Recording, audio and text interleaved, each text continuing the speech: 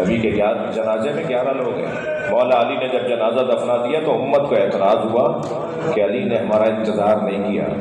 حضرت نے خطبہ ارشاد فرمایا، حضرت نے فرمایا میں کسی کا محتاج نہیں تھا، میں اہل بیت ہوں. اہل بیت کی ذمہ داری ہوتی ہے کہ وہ جنازے کو غسل و کفن دے کر جنازے کو دفنائے. میں تمہارا منتظر رہتا، یہ میرے لیے ضروری نہیں تھا. اس گھر میں دوسرا جنازہ 75 یا 95 دن بعد ہوا. وہ جناب زہرا کا جنازہ ہے. نبی کی رحلت کے 75 یا 95 دن بعد جناب زہرا کی شہادت ہوئی. اس جنازے میں سنیں کہ 6 لوگ تھے. بی بی نے فرمایا تھا میرے جنازے میں کوئی شریک نہ ہو، مجھے رات کی تاریکی میں دفنایا جائے. امت کو پھر اعتراض ہوا، ہمیں اہل بیت نے اپنے گھر کے جنازے میں نہیں بلایا. اس گھر میں تیسرا جنازہ مولا علی کا جنازہ ہوا. رونے والوں 2 لوگوں نے جنازہ اٹھایا ہے. ہاں، اہل سنت کی روایتوں میں ہے کہ آگے سے جنازہ خود اٹھ رہا تھا، پیچھے سے حسنین اٹھا رہے تھے. علی مولا کا جنازہ 2 لوگ اٹھا رہے ہیں. امت کو پھر اعتراض ہوا کہ اہل بیت کے گھر میں تیسری میت ہو گئی، ہمیں اہل بیت نے اپنے گھر کے جنازے میں نہیں بلایا. اس گھر میں چوتھا جنازہ امام حسن کا جنازہ ہوا. سنیں گے امت نے اتنے تیر مارے، بار بار کہہ رہے تھے نا ہمیں جنازے میں نہیں بلاتے، ہمیں جنازہ ہمارے کاندھوں پہ نہیں دیتے. امام حسن کے جنازے میں تیر مارے گئے. اب تو سوشل میڈیا نے بڑا آسانی کر دی نا. ابھی پچھلے دنوں ایک بہت بڑے مفتی مولانا کا یہ بیان جو میں کہہ رہا ہوں، انہوں نے کہا کہ جب جنازہ لے کے چلے نا تو امام حسن کی وصیت یہ تھی کہ مجھے نانا کے برابر میں دفنانا. تو بی بی نے کہا کہ خبردار، میں اپنے گھر میں کسی کو دفنانے نہیں دوں گی. جب گفتگو بڑھی تو ایک مرتبہ تیر اندازی شروع ہو گئی، اور جب لوگ زخمی ہونے لگے تو سب سے زیادہ جلال پہ حضرت عباس نظر آئے، تلوار کھینچے ہوئے نظر آئے. مولا حسین قریب آئے، فرمایا عباس یہ مدینہ ہے، کربلا نہیں ہے. عباس صبر کرو. فرمایا بھائی کا جنازہ جنت البقیع میں دفنا دیا جائے. امام حسن کا جنازہ نانا کے برابر میں دفنانے نہیں دیا. ہاں، نانا کے برابر میں دفنانے نہیں دیا.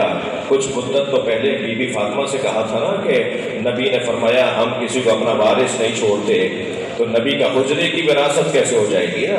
لیکن ہوا ایسا. اور پھر کیا کہہ رہے ہیں کہ ہمیں جنازے میں نہیں بلاتے. یہ جنازہ تیسرا جنازہ تھا اس گھر میں. چوتھے جنازے کا اگر حال کہوں گا تو یہ مجلس منقلب ہو جائے گی، اور وہ جنازہ ہے حسین کا جنازہ. گھوڑے دوڑا دیے، بدن پامال کر دیا، میرے مولا کی پسلیاں کمر سے نکل رہی تھی. اجر و کمل اللہ، اجر و کمل اللہ. جن کے مذہب میں رونا جائز ہے وہ تکلف کر کے نہ روئیں، اپنی آوازوں کو آزاد کریں گے. میں 5-8 منٹ اور آپ کے ساتھ رہنا چاہتا ہوں. پنجتن کے گھر کا 5واں جنازہ امام حسین کا جنازہ ہے.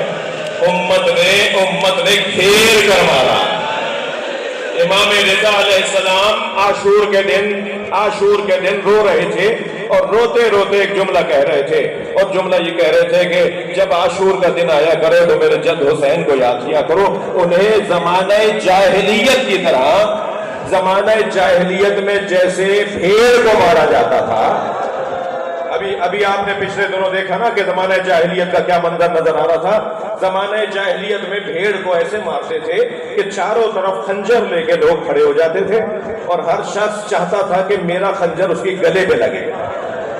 اور جب تک اس کے گلے پہ خنجر نہیں لگتا تھا اس وقت تک اس کی رگیں نہیں کٹتی تھی اور اسے کاٹتے نہیں تھے. ہر شخص اپنے خنجر کو مارتا تھا کہ کسی طرح میرا خنجر اس کے گلے پہ لگ جائے. امام رضا روتے ہوئے فرما رہے ہیں میرے جد حسین کو عاشور کے دن ایسے مار رہے تھے جیسے زمانہ جاہلیت میں بھیڑ کو مارا جاتا تھا. گھیر کر مار رہا، کوئی پتھر مار رہا تھا، کوئی نیزہ مار رہا تھا، کوئی تیر مار رہا تھا، کوئی تلوار مار رہا تھا. اس کیفیت میں زہرا کا لال کہ ایک مرتبہ یہ روایت میں 2-3 سال پہلے بھی پڑھ چکا ہوں، میرا دل کہہ رہا ہے کہ میں یہاں دہرا دوں. ایک مسافر ہے جو 6 مہینے کے بعد کوفے میں داخل ہوا ہے. سفروں پر تھا، مسافرت میں تھا. جب کوفے میں داخل ہوا تو کیا دیکھا کہ سارا شہر بند ہے، کوئی دکان کھلی بھی نہیں ہے، کوئی بازار کھلا ہوا نہیں ہے، چہل پہل کوفے میں نظر نہیں آ رہی. گھر میں داخل ہوا، بیٹی نے بڑھ کر استقبال کیا. نام ہے حضرت عبداللہ ابن عفیف ازدی رضی اللہ تعالیٰ عنہ، صحابی رسول بھی ہیں اور انہوں نے 4 5 دور بھی دیکھے ہیں. وہ کہتے ہیں کہ میں نے اپنی بیٹی سے پوچھا بیٹا یہ کوفے والے کہاں چلے گئے؟ کہا بابا جلدی کیجئے، دوبارہ گھوڑا تیار کیجئے اور آپ گھر سے چلے جائیے. کچھ ہی فاصلے پر ایک بیابان ہے جسے کربلا کہتے ہیں. کربلا میں ایک باغی نے خروج کیا ہے. حاکم وقت کا اعلان ہے کہ اگر اس باغی کو مارنے نہ گئے تو سزا دی جائے گی. بابا مخبری نہ ہو جائے کہ آپ گھر ہی میں تھے اور باغی کو مارنے نہیں گئے. عبداللہ کہتا ہے میں نے کہا بیٹا اس باغی کا نام کیا ہے؟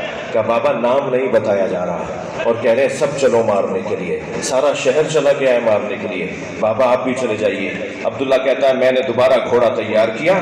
جب گھوڑے پر بیٹھنے لگا بیٹی نے رخصت کیا تو رخصت کرتے ہوئے بیٹی نے کہا بابا جنگ پر جا رہے ہیں نا تو جنگوں میں تو مال غنیمت بھی ملتا ہے، اگر مال غنیمت میں یمنی پتھر مل جائے، عقیق یمنی مل جائے تو میرے لیے لے آئیے گا. عبداللہ کہتا ہے میں گھوڑے پر بیٹھا. جب کربلا پہنچا تو عاشور کا دن تھا، عصر کا وقت تھا. عجیب منظر تھا. ایک 56 سالہ بوڑھا زخمی تھا، اجرکم اللہ، جسے ہر شخص مارنا چاہتا تھا.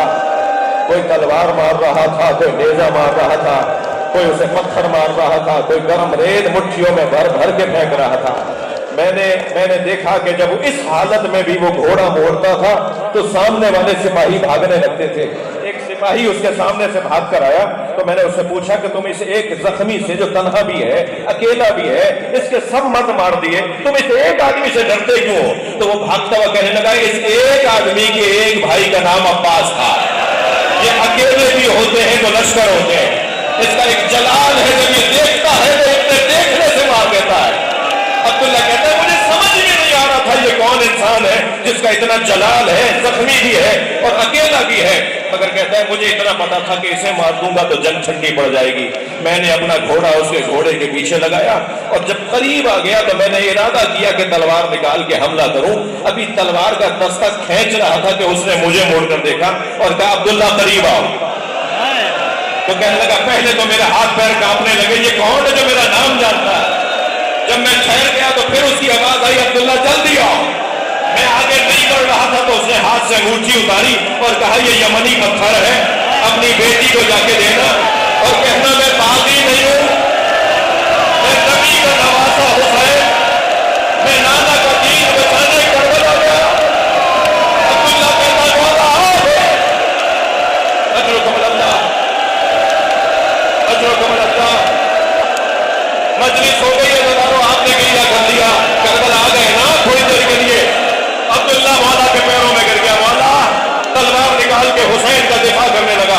امام کی بار بار آواز آنے لگی عبداللہ واپس چلے جاؤ، عبداللہ یہ انگوٹھی لے کے چلے جاؤ.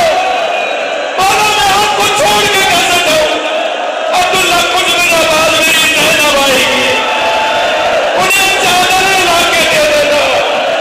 نبی داریوں میں چادر لائی نہیں.